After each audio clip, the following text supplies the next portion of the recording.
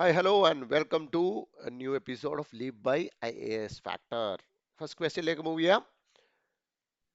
Which of these statements about FASTag is or are correct? FASTag എന്ന് പറയുന്ന സംഭവത്തെ എന്താണെന്ന് നമുക്ക് പലർക്കും അറിയാം. ഒരുപാട് ഈയിടെയായിട്ട് ന്യൂസിൽ പല കാരണങ്ങൾ കൊണ്ട് വരുന്നുണ്ട്. സോ അതിന്റെ ബേസിക്സിനെ കുറിച്ച് വെച്ചിട്ട് മൂന്ന് സ്റ്റേറ്റ്മെന്റ്സ് ആണ് നമുക്ക് തന്നിട്ടുള്ളത്. നോക്കൂ, first statement was FASTag is vehicle specific. അത് പലർക്കും ചിലപ്പോൾ ഡൗട്ട് ഉണ്ടാവാം. സോ അതവിടെ ഇരിക്കട്ടെ. നെക്സ്റ്റ് സ്റ്റേറ്റ്മെന്റിലേക്ക് പോകൂ. FASTag can only be purchased from national Payments Corporation of India. ഇത് നമുക്ക് ഒബ്സർവേഷനിൽ കൂടെ ശരിയാണോ തെറ്റാണോ എന്ന് പറയാനൊക്കും. കാരണം എന്താണ്? ഇവിടെ പറയുന്നു NPCIയിൽ നിന്ന് മാത്രമേ ഫാസ്ടാഗുകൾ മേടിക്കാനൊക്കെ ഉള്ളൂ. നിങ്ങൾ ഒരിക്കലെങ്കിലും ഒരു ടോൾ ബൂത്തിൽ കൂടെ കടന്നു പോയിട്ടുള്ള വ്യക്തിയാണെങ്കിൽ നിങ്ങൾക്കറിയാം എന്താ, ടോൾ ബൂത്തിനൊക്കെ മുൻപായിട്ടും ടോൾ ബൂത്തിന് ശേഷമൊക്കെ ഇങ്ങനെ മറ്റേ കൊടയൊക്കെ, വലിയ കൊടയൊക്കെ വെച്ചിട്ട് ഒരുപാട് ബാങ്കിന്റെ പ്രതിനിധികൾ ഫാസ്ടാഗ് സെല്ല് ചെയ്യാനിരിക്കുന്നത് നമുക്ക് കാണാം.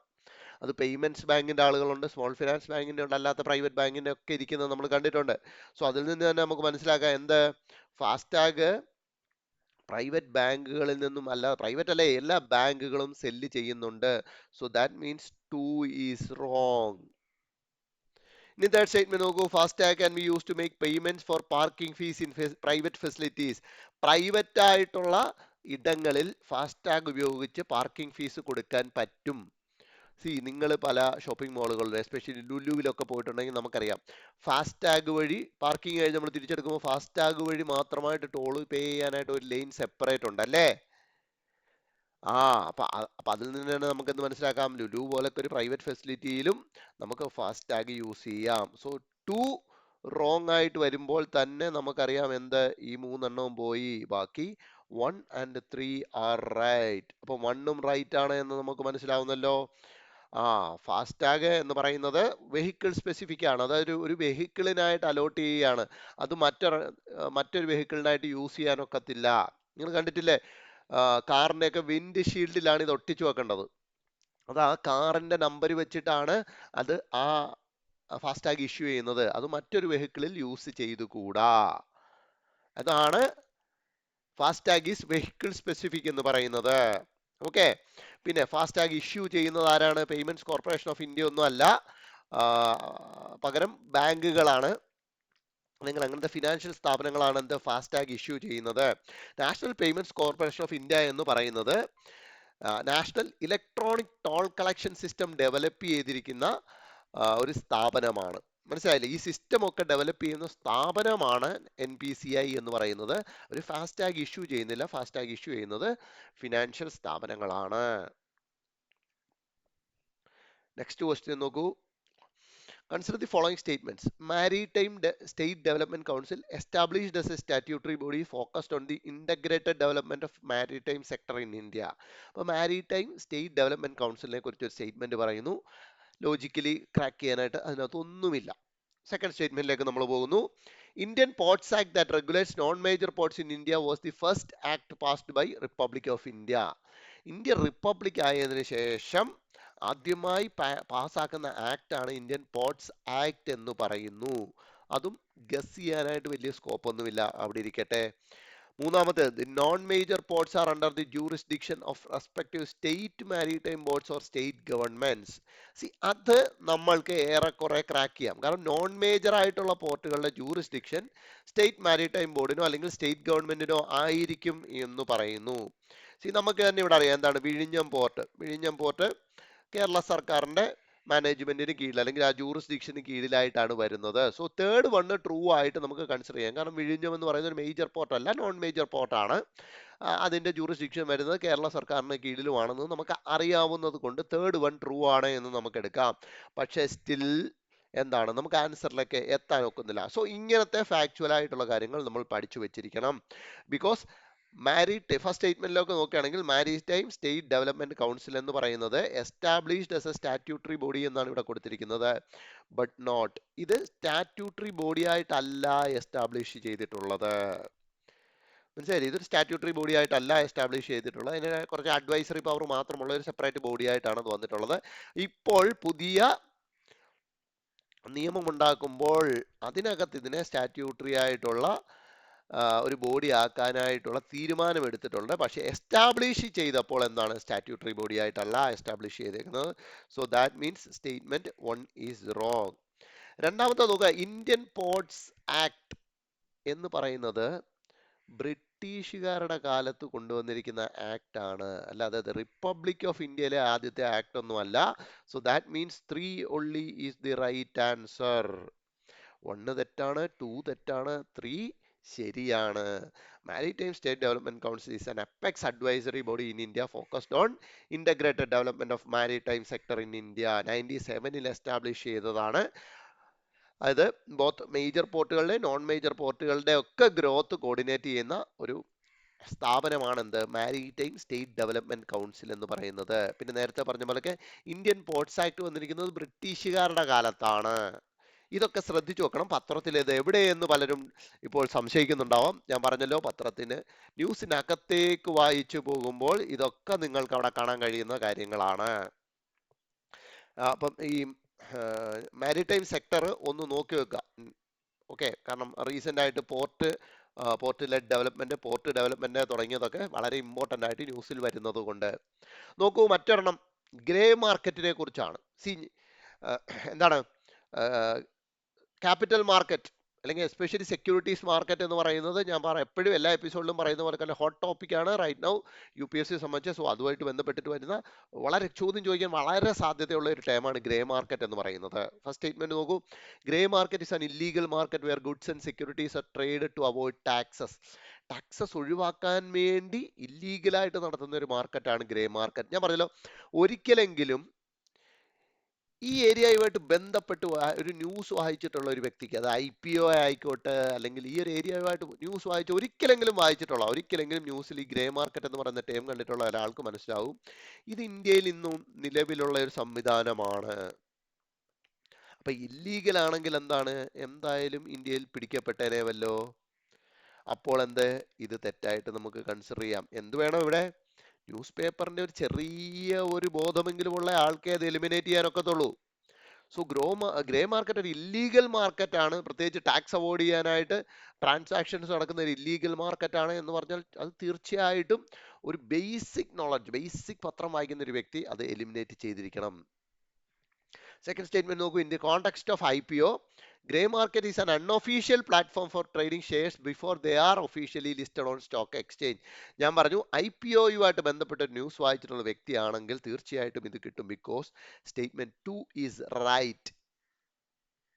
മനസ്സിലായി? അതായത് IPO എന്ന് പറഞ്ഞാൽ ഇനീഷ്യൽ പബ്ലിക് ഓഫറിംഗ്. അതായത് ഒരു കമ്പനി ആദ്യമായിട്ട് അവരുടെ ഷെയർ പബ്ലിക്കിലേക്ക് സെല്ല് ചെയ്യാൻ വരുന്ന പ്രൊസീജിയറിനെയാണ് ഇനീഷ്യൽ പബ്ലിക് ഓഫറിംഗ് എന്ന് വിളിക്കുന്നത്. ആ പബ്ലിക് ഓഫറിംഗ് നടക്കുന്നതിന് മുൻപ് കമ്പനിയുടെ ഷെയറുകൾ ഒരു അൺഒഫീഷ്യൽ പ്ലാറ്റ്ഫോം, അൺഒഫീഷ്യൽ എന്ന് പറഞ്ഞുകൊണ്ട് ഇല്ലീഗൽ എന്നല്ല പറയുന്നത്, അതായത് സ്റ്റോക്ക് എക്സ്ചേഞ്ചിൽ ലിസ്റ്റ് ചെയ്യുന്നതിന് മുൻപ് അൺഒഫീഷ്യൽ പ്ലാറ്റ്ഫോമുകളിൽ കൂടെ ഷെയർ സെല്ല് ചെയ്യാറുണ്ട്. ആ മാർക്കറ്റിനെയാണ് എന്ത് വിളിക്കുന്നത്, നമ്മൾ ഗ്രേ മാർക്കറ്റ് എന്ന് വിളിക്കുന്നത്. മനസ്സിലായോ? ഇതാണ് ഗ്രേ മാർക്കറ്റ് എന്ന് പറയുന്ന സംവിധാനം. അതായത് ഒരു കമ്പനി ആദ്യമായിട്ട് സ്റ്റോക്ക് എക്സ്ചേഞ്ചിൽ എത്തുന്നതിന് മുൻപ് അവരുടെ ഷെയറുകൾ അൺഒഫീഷ്യൽ ആയിട്ടുള്ള ഒരു പ്ലാറ്റ്ഫോമിൽ കൂടെ, ഓവർ ദി കൗണ്ടർ പോലൊക്കെ അൺഒഫീഷ്യൽ ആയിട്ടൊരു പ്ലാറ്റ്ഫോമിൽ കൂടെ സെല്ല് ചെയ്യുമ്പോൾ ആ മാർക്കറ്റിനെയാണ് എന്ത് വിളിക്കുന്നത്, ഗ്രേ മാർക്കറ്റ് എന്ന് വിളിക്കുന്നത്. കാരണം അവിടെ സെബിയുടെ ഡയറക്റ്റ് റെഗുലേഷൻസ് ഇല്ല എന്നുള്ളതാണ് സത്യം. സെബിയുടെ ഡയറക്റ്റ് റെഗുലേഷൻസ് ഇല്ല എന്ന് വെച്ചാൽ സെബിക്ക് ഔട്ട്സൈഡ് ആണ് എന്ന് പറയാനൊക്കെ, സെബിയുടെ ഡയറക്റ്റ് റെഗുലേഷൻസ് ഇല്ല എന്നേ ഉള്ളൂ. സെബി ഇപ്പൊ റീസെന്റ് ആയിട്ട് ഗ്രേ മാർക്കറ്റിലേക്ക് പല ഒരു റെഗുലേഷന് വേണ്ടിയിട്ടുള്ള പല കാര്യങ്ങളും ചർച്ച ചെയ്യുന്നുണ്ട്. ഓക്കെ, തേർഡ് വൺ നോക്കൂ, grey market products are typically counterfeit or stolen goods sold through unauthorised channel. ശുദ്ധമായിട്ടുള്ള തെറ്റാണ്. ഗ്രേ മാർക്കറ്റ് എന്ന് പറയുന്നത് എന്തോ ബ്ലാക്ക് മാർക്കറ്റ് പോലൊക്കെ ഒരു സംഭവമായിട്ടാണ് മൂന്നാമത്തെ സ്റ്റേറ്റ്മെന്റിൽ അവതരിപ്പിച്ചിരിക്കുന്നത്. അതും തെറ്റാണ്. So that makes 2 only is the right answer. അപ്പോൾ ഗ്രേ മാർക്കറ്റ് എന്ന് പറഞ്ഞാൽ എന്താണ് എന്ന് നമ്മൾ പറഞ്ഞു കഴിഞ്ഞു. It is generally outside the direct regulation of SEBI. ഇത് നിങ്ങൾ ശ്രദ്ധിച്ചു വെക്കണം. ഇനി തൊട്ട് ഗ്രേ മാർക്കറ്റ് എന്ന് പറഞ്ഞ് ന്യൂസ് പേപ്പറിൽ കാണും, സ്ഥിരമുണ്ട് ഈ വാക്ക്. നിങ്ങൾ ശ്രദ്ധിക്കാത്തതാണ്. ഇനി കണ്ടു കഴിഞ്ഞാൽ ഇതെന്താണ് എന്ന് നിങ്ങളുടെ മനസ്സിലുണ്ടാവണം. ഓക്കെ, ബാക്കി കൂടുതൽ ഡീറ്റെയിൽസ് നമ്മൾ ക്ലാസ്സിൽ പറയുന്നതായിരിക്കും. ഓക്കെ, ലയൺ ടൈൽഡ് മക്കാക്കിനെ കുറിച്ചാണ് ചോദ്യം. Consider the following statements about lion tailed macaque. എന്താണെന്ന് നമുക്കറിയാം, സിംഹവാലൻ കുരങ്ങ് അല്ലേ. ഫസ്റ്റ് സ്റ്റേറ്റ്മെന്റ് നോക്കൂ, it is endemic to the tropical rain forest of Western Ghats. ഒരു മലയാളി എന്ന സ്ഥിതിക്ക് തീർച്ചയായിട്ടും നമുക്കിതിന് ഉത്തരം അറിയാം. ഇത് വെസ്റ്റേൺ ഗാർഡ്സിലെ മഴക്കാടുകളിലാണ് കാണുന്നത്. ദാറ്റ് ഈസ് ട്രൂ അല്ലേ? Lion-tailed macaques usually live in groups which have an adult female and several adult males. അപ്പൊ ഒരു അഡൾട്ട് ഫീമെയിലും ധാരാളം അഡൾട്ട് മെയിലുകളും കൂടെ ചേരുന്ന ഒരു ഗ്രൂപ്പായിട്ടാണ് ലയൺ ടൈൽഡ് മെക്കാക്സ് സാധാരണ ജീവിക്കുന്നത്. നമുക്കറിയില്ല. സി, ഈ ടൈപ്പ് ചോദ്യം ചോദിച്ചിട്ടുണ്ട് നേരത്തെ. പഴയ ഒരു PYQ എടുത്ത് നോക്കുകയാണെങ്കിൽ എലിഫന്റിന്റെ ബേസിക് ആയിട്ടുള്ള ക്യാരക്ടറിസ്റ്റിക്സ് വെച്ചിട്ട് ഈ ഒരു ടൈപ്പിൽ തന്നെ ക്വസ്റ്റ്യൻസ് ഫ്രെയിം ചെയ്തിട്ടുണ്ട്. ഓക്കെ, നിങ്ങൾ PYQ ഡിസ്കസ് ചെയ്യുമ്പോൾ കാണാൻ പറ്റും. അപ്പോൾ ഇത് അറിയത്തില്ല, അത് അവിടെ ഇരിക്കട്ടെ. It is normally a nocturnal animal. Nocturnal എന്ന് പറഞ്ഞാൽ എന്താ? നൈറ്റിൽ ആക്റ്റീവ് ആയിട്ടുള്ള ആനിമൽസിനാണ് നമ്മൾ നൊക്ടേണൽ എന്ന് വിളിക്കുന്നത്. സ്വാഭാവികമായിട്ട് it is normally a nocturnal animal എന്ന് പറഞ്ഞാൽ തെറ്റല്ലേ? നമ്മൾ കണ്ടിട്ടുള്ള ഫോട്ടോകളെല്ലാം എന്താണ്? ലയൺ ടൈൽഡ് മക്കാക്കിന്റെ പകലുള്ള ഫോട്ടോസ്. അതെ, ഇവിടെ കാണിച്ചിരിക്കുന്ന ഫോട്ടോയിൽ പോലും പകലെടുത്തിരിക്കുന്നതാ. അതായത് എന്താണ്?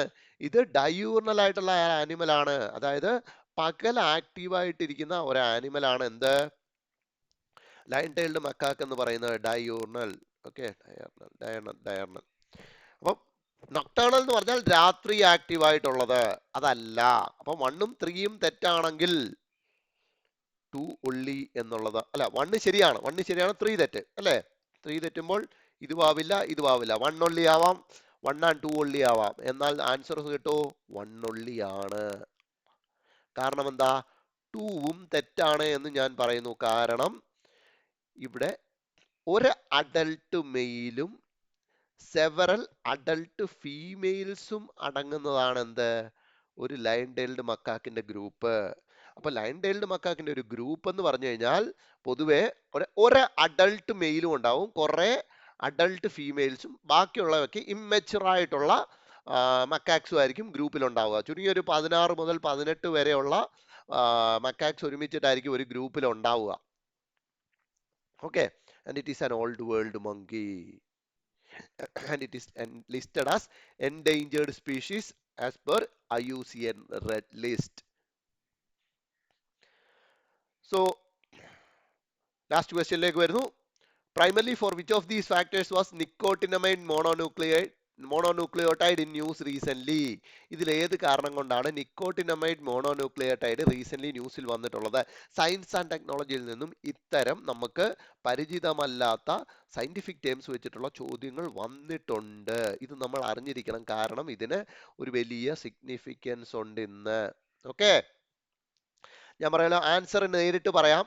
ഇതിനകത്ത് നിന്ന് ഗസ് ചെയ്യാനുള്ള സാധനങ്ങളൊന്നുമില്ല. സയൻസ് ആൻഡ് ടെക്നോളജി ഈ ടൈപ്പ് ചോദ്യങ്ങൾ വരികയാണെങ്കിൽ നിങ്ങൾ അറിഞ്ഞിരിക്കണം എന്തുകൊണ്ട് ഇത് സിഗ്നിഫിക്കന്റ് ആവുന്നു. Because of its use as an anti ageing health product. ഒരു ആന്റി ഏജിങ് ഹെൽത്ത് പ്രൊഡക്റ്റ് ആയിട്ട് എന്താ യൂസ് ചെയ്യുന്നു? നിക്കോട്ടിനമൈഡ് മോണോന്യൂക്ലിയോടൈഡ് യൂസ് ചെയ്യുന്നു. അപ്പൊ ഈ പേര് ശ്രദ്ധിച്ചു വെക്കുക, കാരണം ഇത് ഒരു ബഡ്ഡിംഗ് സ്റ്റേജിലാണ് നിൽക്കുന്നത്. ഇനി ഇതിനെ കുറിച്ച് ധാരാളം ന്യൂസുകൾ വരാനുള്ള സാധ്യതയുണ്ട്.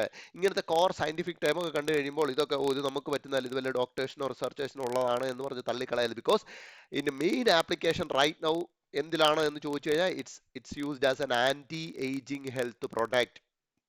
ഏജിങ് പോപ്പുലേഷൻ ഉള്ള ഒരു രാജ്യം എന്ന നിലയ്ക്ക് ഇന്ത്യയിൽ വളരെ സ്കോപ്പ് ഉണ്ട് ഈ ഒരു പ്രൊഡക്റ്റിന്. അതുകൊണ്ട് ഇത് നമ്മൾ ശ്രദ്ധിച്ചു വെച്ചേ പറ്റത്തുള്ളൂ. ക്ലിയർ ആയല്ലോ?